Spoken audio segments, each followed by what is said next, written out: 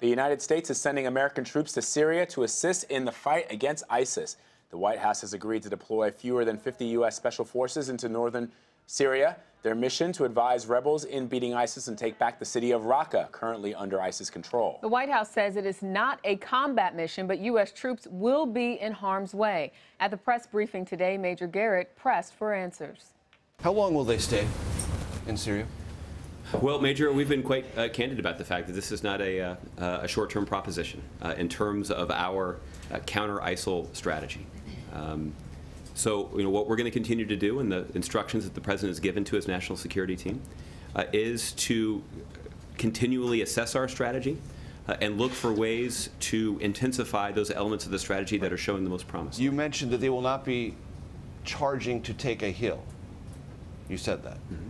Will these special operators be near the hill? Mm-hmm. Yeah. Look, that's not a silly question, because they were near the operation, near enough for Joshua Wheeler to lose his life in northern Iraq. Mm-hmm. So this is a significant question about proximity and trying to accomplish a mission. Yeah. Again, our military personnel will be in a train, advise, and assist mission. And it means that it will not be their primary responsibility to lead the charge up the hill. That is, I'm confident, a rather antiquated hypothetical analogy I'm drawing here, but I'm just trying to illustrate exactly what their role is. Will they be in the vicinity offering that advice and assistance? Yeah, I wouldn't be surprised. And David Martin has more from the Pentagon.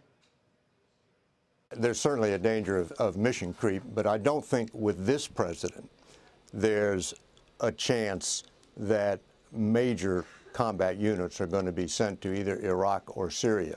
But we're going to have a new administration coming up here before too long, and of course a new president can look at the situation and make an entirely different decision. And of course that's really what happened in Vietnam. You had President Kennedy trying to limit the number of troops and advisors, and then when President Johnson succeeded him after the Kennedy assassination, that's when the large buildup and the open-ended war in Vietnam really began.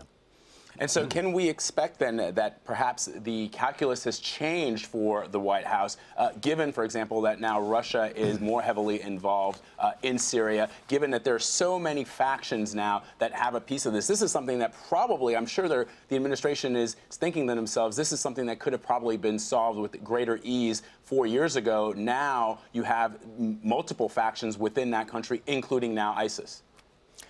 I think what's changed is the sense of urgency. In his congressional testimony last week, Defense Secretary Carter was asked, how long will it take to defeat ISIS?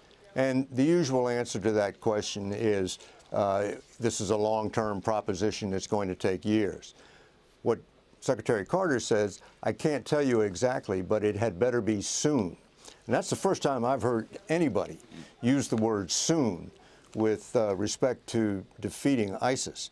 And I think there is a realization or a conviction that the longer ISIS remains embedded in these cities in Iraq, the harder it is going to be to dislodge them.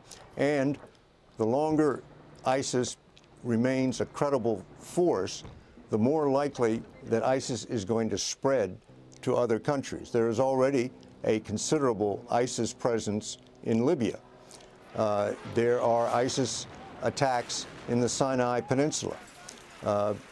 Some of the fighters in Afghanistan have sort of changed their brand, and they no longer call themselves the Taliban, they call themselves ISIS. So ISIS has this ability to metastasize. And of course, there's always the danger of ISIS sending people back into Europe, back into the United States to conduct terrorist attacks.